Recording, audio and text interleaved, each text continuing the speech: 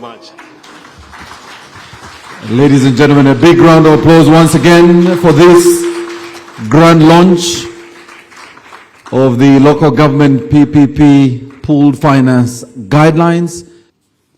The impact of using these guidelines and the financing framework is game-changing, as I mentioned. We expect to see speed in delivering improved infrastructure at local government level, increased employment opportunities. It's very critical that we create jobs for this very young population. I've talked about the size of the population and the speed by which it is growing. More effective and efficient provision of public services, because people need these services now, actually yesterday, not even tomorrow. These services are desperately needed. And ultimately, a more robust local economy. So you'll be building a strong, resilient economy in your area that can stand all manner of shocks.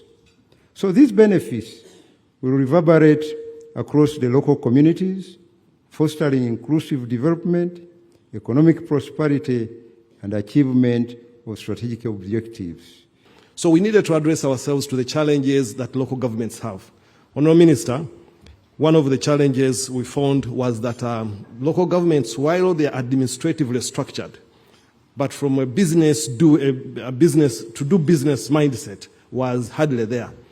Local governments are used a lot more to coming to the center and asking for subventions. And because of that, doing business as local governments was set aside. Yet we know that as government, you had deliberately created them to be autonomous from the center. There's a decentralization effort, but they can also they can contract, they can sue, they can be sued, and therefore they can do business. So to turn that mindset, which has been as old as Uganda, we are independent so many years, to turn around that, it's not something that we could achieve easily, and therefore we've been working on it to make sure that we realize it. And hence the need for us to go to the core of why are we behaving like this as local governments. The second reason, we discovered that there were so many tools. Because eventually local governments realized that the world was moving on, there was not enough resource from the center, they started going all over the place to try and attract investments, and they became vulnerable. So you could find a tool from, an interest group somewhere, a civil society somewhere, one government, the other government, and the local governments were getting confused. So given the guidance you gave us, we decided to harmonize all of this so that local governments become predictable. They cease to be, to do business as if they are not organized.